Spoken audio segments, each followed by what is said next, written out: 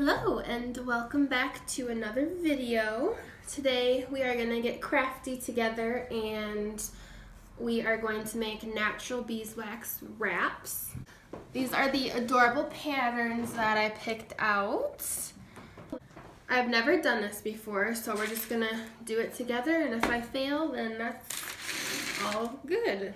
Okay, so I'm going to start with this one just because it was like already opened. Really adorable like birch tree pattern.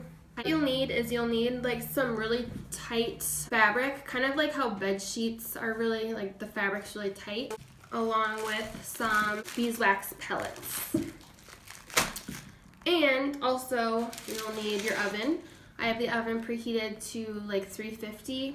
Baking sheet with foil underneath. I just have that to protect my sheet pan just in case the wax gets out, because I don't want it to ruin the pan, with some parchment paper on top. We're going to start with this fabric. I'm just going to cut it into squares that look about the size of what I'm going for. And you can actually cut the fabric after the wax is on it when it's cooled down, because it's probably going to be a little bit easier to deal with and cut. But I'm just gonna go for it. These are the worst shears ever. Well, not too bad. So I'm just trying to cut a straight line because I don't want it to look janky. But I am not perfect. So it's gonna look pretty jankety. It's a good size that I'm cutting because it'll be able to wrap food and then also like jars, and it's kind of bigger, so you know there's going to be more options if it's bigger, I think.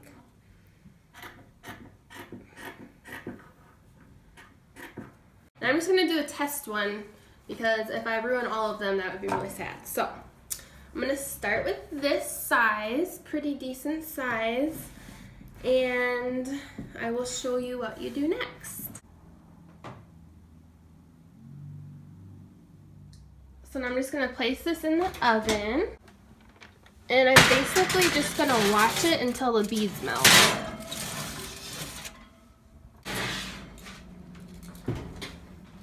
Okay, so that literally took like 3 minutes to melt, which is awesome.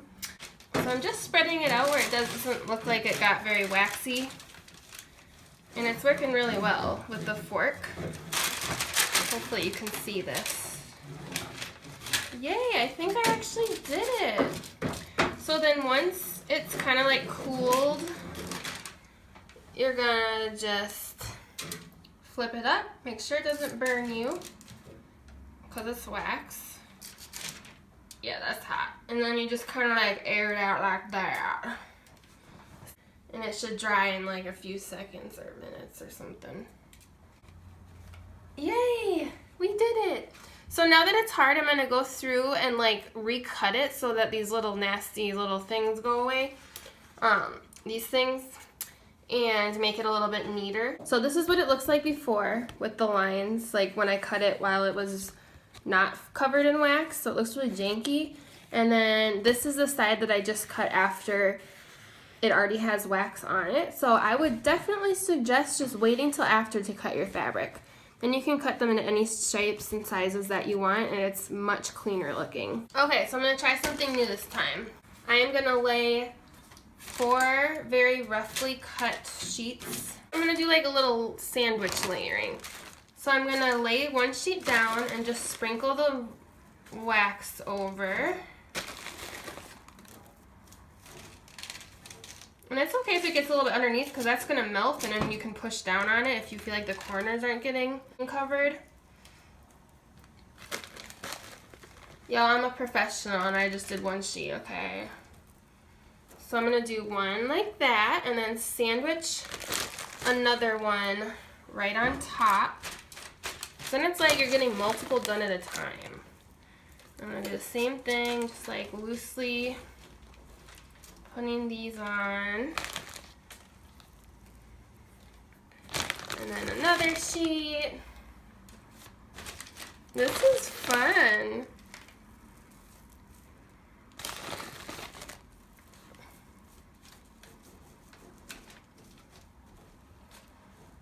These are Mother's Day gifts, by the way, if I haven't mentioned that.